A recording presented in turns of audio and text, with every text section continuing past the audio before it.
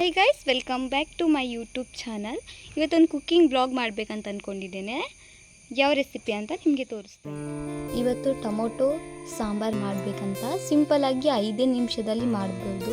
ಮೊದಲು ಟೊಮೊಟೊ ಮತ್ತು ಹಸಿಮೆಣಸನ್ನು ಚೆನ್ನಾಗಿ ಕುದಿಸ್ಕೋಬೇಕು. ಅದಿರುವ ಬಾಣಲಿಗೆ ಸಾಸಿವೆ ಹಾಕಿ ಸ್ವಲ್ಪ ಬೆಳ್ಳುಳ್ಳಿ ಹಾಕಿ ಚೆನ್ನಾಗಿ ಫ್ರೈ ಮಾಡಿಕೊಂಡು ಮತ್ತೆ ಈರುಳ್ಳಿ ಹಾಕಬೇಕು. ಈರುಳ್ಳಿ ಸ್ವಲ್ಪ ಗೋಲ್ಡನ್ ಕಲರ್ ಬರಬೇಕು, ಅಲ್ಲಿ ತನಕ ಚೆನ್ನಾಗಿ ಹುರ್ಕೋಬೇಕು. ಟೊಮೊಟೊ ಮತ್ತು ಹಸಿಮೆಣಸು ಕುದಿಸ್ಕೊಂಡಿರ್ತೇವಲ್ಲ ಅದನ್ನ ಚೆನ್ನಾಗಿ ಮ್ಯಾಶ್ ಮಾಡ್ಕೋಬೇಕು.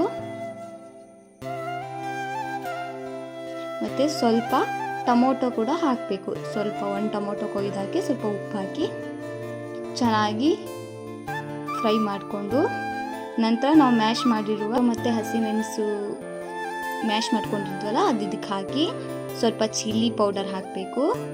ನಂತರ ಗರಂ ಮಸಾಲ, ನಂತರ ಕೊತ್ತಂಬರಿ ಪುಡಿ ಹಾಕಿ ಚೆನ್ನಾಗಿ ಕುದಿಸ್ಬೇಕು.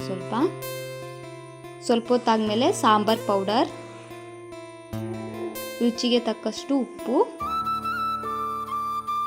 ಹಾಕಿ 1-2 ನಿಮಿಷ ಕುದಿಲಿಕ್ಕೆ ಬಿಟ್ಟರೆ ರೆಡಿ ಆಗುತ್ತೆ ಟೊಮೊಟೊ ಸಾಂಬಾರ್.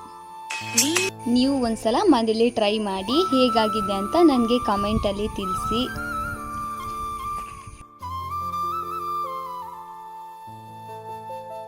ಮುಂದಿನ ಬ್ಲಾಗಲ್ಲಿ ಸಿಗುವ. ಟಾಟಾ, ಬಾಯ್ ಬಾಯ್.